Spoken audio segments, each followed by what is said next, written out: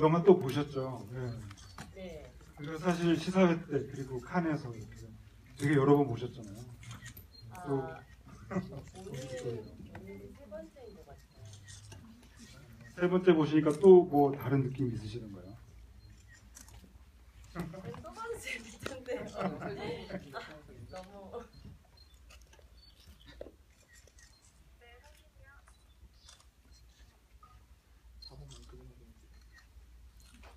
제 목소리 꺼서 다 들리시죠? 네. 예, 무례한 다 지금 보셨지만 또 이번에 특별전으로 접속 해피엔드 그리고 밀양 한여까지 다 보신 분도 아마 계실 것 같고요.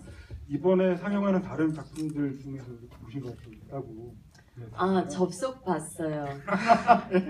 접속을 제가 피카디리 극장에서 보고 한 번도 극장에서 못 본 거예요. 보고 싶더라고요. 네. 그 97년이었죠. 그 전도연이라고 하는 배우가 한국 영화로 걸어 들어오던 접속 저도 봤던 기억이 나는데 그때 정말 새로운 감각의 한국 영화가 나왔다 이런 평가를 많이 받았었고 그때 제가 또 기억에 남는 게 여인이라고 하는 아이디였고 이름은 수연이었고 피카디리 그 영화 속 피카디리 극장에서 본 작품이 라스베가스를 떠나며 네, 였던 것 같아요. 그래서 저는 그 순간이 또렷하게 기억나는데 그래서 그때 인터뷰들을 찾아보니까 그 여인이라고 하는 아이디가 예전에 그 학교 다닐 때 하셨던 연극에 그런 얘기도 봤어요. 그래서 지금 이번에도 다시 보셨다고 하시는데 네. 어떠셨는지 궁금해요. 되게 당황스러웠어요. 아, 저때 내가 저랬구나. 되게 당황스럽다고 제 모습을 보는 게. 근데 뭐 외모야 저라고 하는데 목소리가 진짜 많이 다르더라고요. 네, 그래서 되게 창피했어요. 그런 무례한을 포함해서 이제 이 접속뿐만 아니라 해피엔드 그리고 밀양 한여에 대한 얘기도 저뿐만 아니라 객석과의 그 대화를 통해서 좀 많은 얘기들이 나왔으면 좋겠는데요. 저는 짧게 초반에만 몇 질문 드리고 객석 질문 받도록 하겠습니다. 그 해피엔드도 많이 보신 분들이 계실 텐데 그 해피엔드 같은 경우에 이제 그 당시 인터뷰들을 제가 좀 찾아보니까 뭔가 그 배우로서의 어떤 자의식이라 그럴까? 전도연이라고 하는 배우를 나 스스로 본 것 같다. 뭐 그런 인터뷰 내용들을 많이 봤어요 그 당시에. 예, 그게 지금 다시 생각해 보시면 또 어떠신지도 좀 궁금하고 그러네요. 아, 그때 이제 어쨌든 노출이 있는 영화였었고 그렇게 선택을 하는 게 쉽지 않았었는데 그때 당시는 더 그랬던 것 같아요. 근데 하고 싶다는 생각이 들었지만 어쨌든 이제 부모님한테 허락도 받았어야 했고 근데 사실은 제가 꼭 이걸 꼭 해야 돼, 꼭 이런 생각이 있었던 건 아니지만 근데 제가 부모님을 설득하는 와중에 되게 기특한 말을 한 거예요. 그러니까 저 시집 잘 보내려고 배우 시킨 거 아니지 않냐고 그 얘기를 하고 이제 제 방에 들어왔는데 제 스스로가 꼭 부모님을 설득하려고 그런 말을 준비했었던 건 아닌데 그 얘기를 하면서 되게 저 자신이 어떤 배우가 되고 싶은지를 알았던 것 같아요. 네. 그리고 이제 영화 데뷔작인 그 접속으로부터 10년 뒤에 이제 네. 밀양 2007년에 이제 칸 영화제 가셨고, 예, 그때 또 지금 다들 칸의 여왕이라고 그 여우주연상 수상하셨잖아요. 네. 그래서 그 뒤로 또 한여라는 작품으로 칸에 또 가셨고, 또 작년에는 심사위원으로 가셨고, 올해는 네. 또 무례한 이게 정말 많이 가셨더라고요. 그 처음 그렇게 칸 영화제 밀양으로 가셨던 그때 기억이 너무나 생생할 것 같은데 어떠세요? 그때는 칸 영화제가 어떤 영화제인지를 잘 인지를 못했어요. 그렇게 세계적인 영화제인지도 몰랐고 그만큼 그러니까 잘 몰랐기 때문에 용감할 수 있었던 것 같아요. 만약에 알았다면 더 많이 떨리기도 했을 거고 제가 제대로 그 단상에 못 올라갔을 것 같은 걸 상 받으러.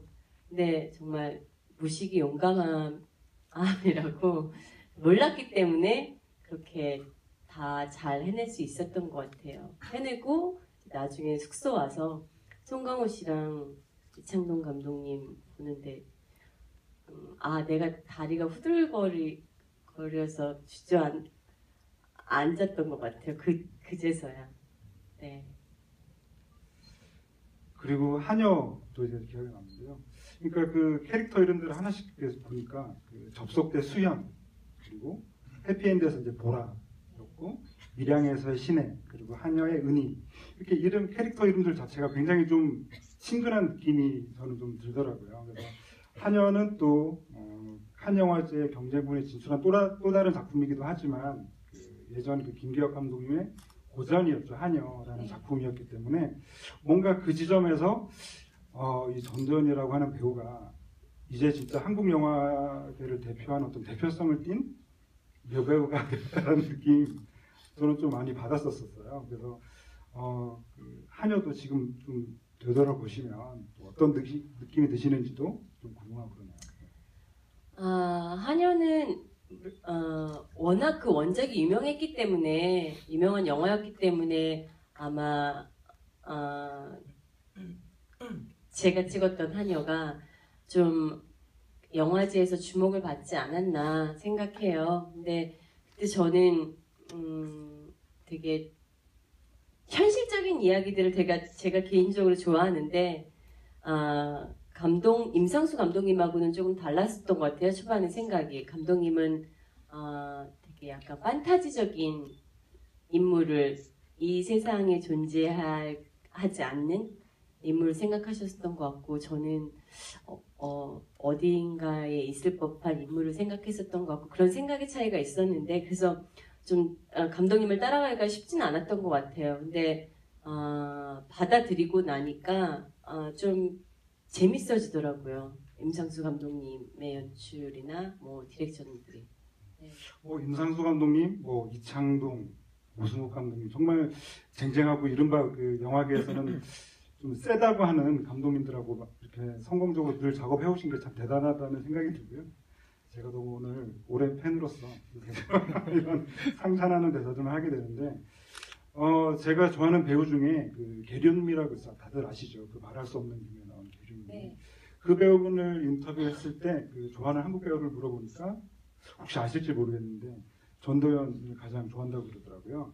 그래서 왜 그러냐고 물어보니까 전도연이라는 배우를 보면 자기는 그 러스트 앤 본과 여러 작품에 출연한 마리온 꼬띠아르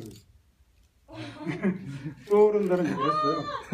네. 모르시는 인터뷰가 있더라고요. 네, 직접 여쭤보기도 했고요. 그러면서 하는 얘기가 뭔가 그 전도연이라고 하는 배우를 보고 있으면 뭔가 좀 치장한 맛이라 그럴까? 화려함 이런 것 그 이상의 어떤 초월적인 아름다움 뭐 그런 게 있는 배우여서 자기도 약간 그 연륜이 쌓여져 가고 나이가 들면 좀 그런 맛을 내는 배우가 되고 싶다라고 하면서 자기는 가장 좋아하는 한국 영화가 밀양이다. 밀양의 신혜다라고 하는 얘기를 들은 적이 있고 굉장히 좀 공감을 했거든요. 네. 물론 계륜미 씨가 이 자리에 없지만 뭔가 하시고 싶은 말씀 있으신가요 혹시? 제가요? 기사를 통해서 봤는데 저는 그분의 영화를 저는 못 본 것 같아요. 그래서 사실 지금 말씀해서 그렇지 그때는 누구지? 기사는 봤는데 검색해서 그녀가 어떤 배우인지를 찾아보지 못했던 게 너무 죄송하네요. 네.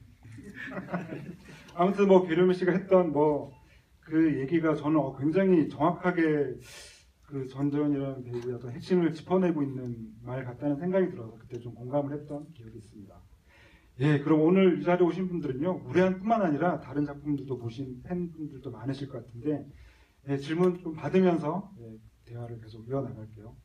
손 들으시면 저기 가운데쯤 손 들으신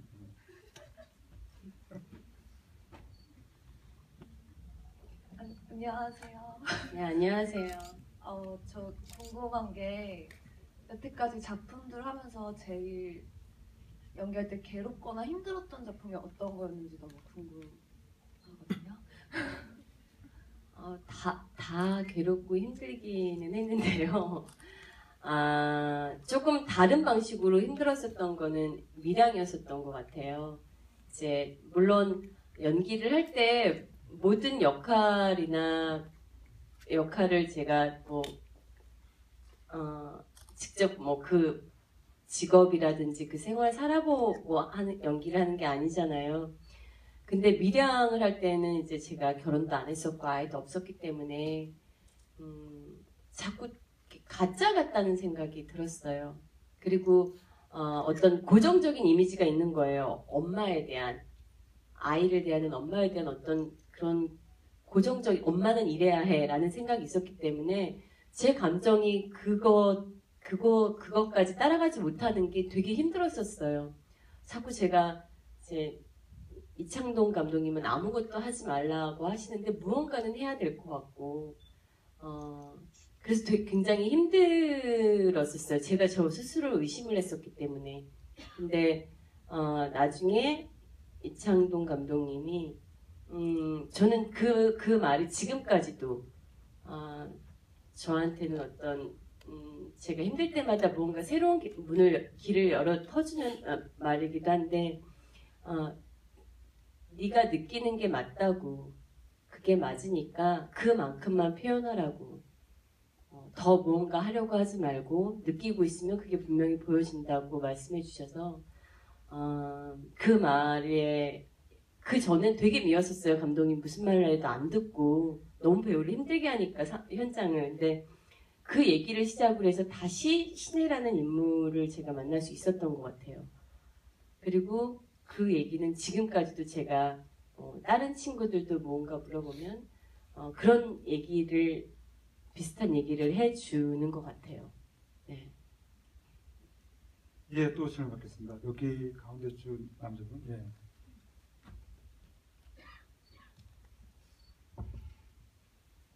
예, 저는 이번 기획전도 다시 틀어주셔가지고 제가 해피엔드 빼고 나머지는 다 봤거든요. 그래서 스크린 다시 보니까 좋았고요. 저는 사실 지금 말씀하시는 거 듣다 보니까 전도연 씨께서 하녀 얘기하시면서 현실적인 걸 좋아하시는데 임상수 감독님이랑 약간 좀 안 맞는 게 있는 것도 같다고 말씀하셨는데, 저는 전도연 씨 영화 중에서는 좋아한다기보단 제일 재밌게 본 게 저는 사실 멋진 하루를 되게 좋아해요. 그래서 꼭 극장에서 다시 보고 싶은데 기획편에서 빠져서 아쉬웠는데,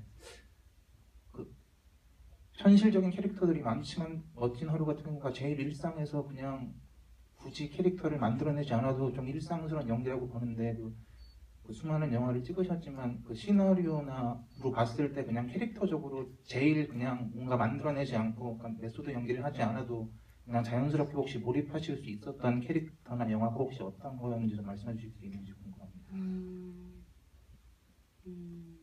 네, 저도 멋진 하루를 굉장히 좋아해요. 이은기 감독님을. 근데 그렇게 밀양 다음이 멋진 하루였기 때문에 사실은 밀양의 그늘에 많이 가려진 작품이라고 제대로 평가를 받았나 뭐 이런 생각이 들기는 해요. 그래서 상대적으로 밀양 다음에 멋진 하루였을 때 저도 굉장히 편했던 것 같아요. 그냥 무언가 하려고 하지 않고. 근데 멋진 하루 때는 그런 생각했어요. 이상한 나라의 앨리스가 된 기분이었어요. 계속적으로 그 남자친구 이름 뭐였지? 아니 그 극중에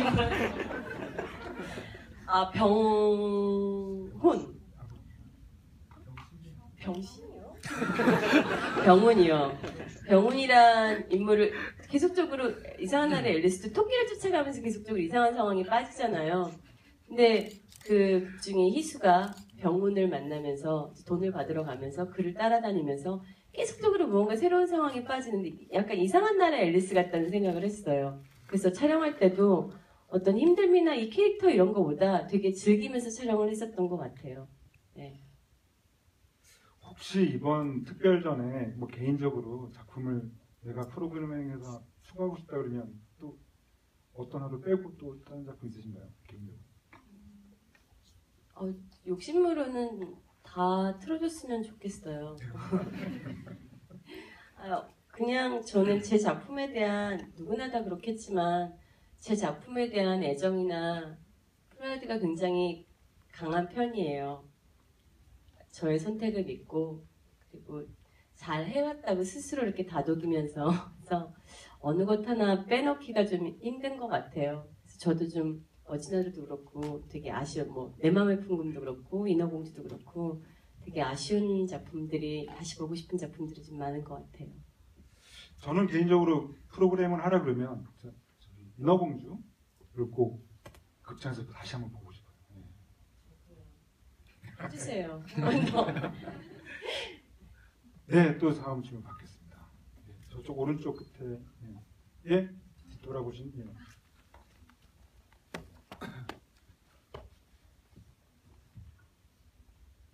저는 무례함에 대해서 좀 질문을 하고 싶은데요.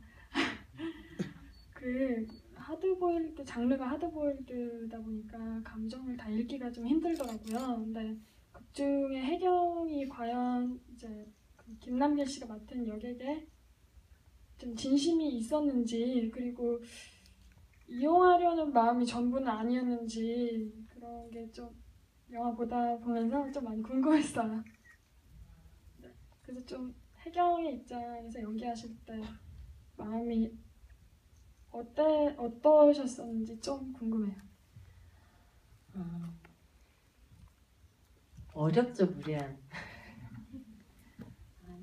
되게 쉬워요라고 얘기하지만 솔직히 얘기하면은 그렇게 이해하거나 받아들이기 쉽지는 않은 것 같아요. 저도 연기할 때 그랬었고요. 저는 혜경이라는 인물을 처음에는 굉장히 강하고 저 극중 인물들에 나와 있는 어떤 되게 거친 남자들 사이에서 그들보다 더 거친 여자처럼 느꼈었어요.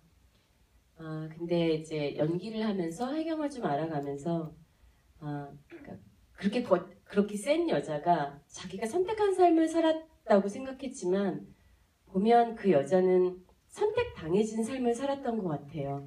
그 안에서 최선을 다하고 그것을 사랑이라고 믿으면서 되게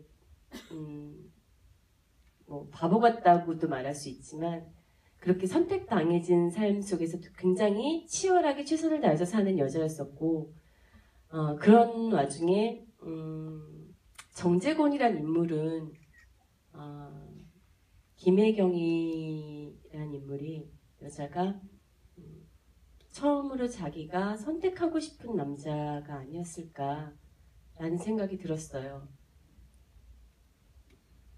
그러니까 그 전에 박준길 그 전에 남자들이 많았겠지만 그냥 그들이 얘기하는 것을 믿고 이건 사랑이야라고 해서 계속 앞만 보고 갔다면 정재곤이란 인물한테는 그 사랑을 확인받고 싶은 진심을 보고 싶은 그런 마음에 든 첫 남자가 아니었을까. 그래서 자존심 빼면 시체고 그 안에서 어쨌든 그들 사이에서 모든 거를 안간힘을 써서 지키려던 여자가 한순간에 그게 바닥이라고 생각했는데 더 나락으로 빠지게 되지 않았을까. 네. 대답됐어요. 예, 또 이어서 질문 받겠습니다. 여기 제일 앞자리 계신 저는 18년 전에 학생일 때 접속 무대 행사백을 처음 봤는데 여전히 너무 예쁘시고요.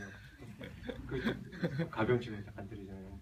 정말 영화 많이 나오시면서 정말 한국 대표 남자 배우들과 모든 분들과 공연하셨는데 이번에도 김남길님하고 곽도원님, 김민재님, 박성훈님 이런 분들하고 하시면서 촬영장의 그런 비하인드 스토리라든지 아니면 그런 에피소드 있으면 잠깐 말씀해 주시면 감사하겠고요. 그리고 오승욱 감독님이 아시다시피 2000년에 킬리만자로 찍고 이제 15년 만에 찍으시는데 그걸 이제 시나리오를 보셨다든지 아니면 감독님 보셨을 때 그래도 이분이 꽤 오랫동안 현직에 10년 넘게 자기 마타이반으로 현직에서 떠나 계셨는데 그런 일말의 불안감이랄까요? 그런 감상 보셨을 때 그런 느낀 점 말씀해 주시면 감사하겠습니다. 일단 사실 에피소드는 그곳에 같이 있어야 즐거운 거고 근데 극 중에서 혜경도 그들 사이에서 굉장히 힘들었지만 저도 그렇게 남자 배우들 사이에서 혼자 독보적으로 여배우 혼자서 했던 경험이 잘 없었어요. 그리고 박성웅 씨랑 곽도원 씨랑 여러분들 믿지 않겠지만 저랑 동갑이거든요. 그래서 지금은 친구가 됐어요. 근데 친구가 되기까지가 겉으로는 동갑이고 그래 뭐 도원아 성웅아 이렇게 하지만 되게 무서웠어요. 눈도 마주치기 힘들고 술자리에 있으면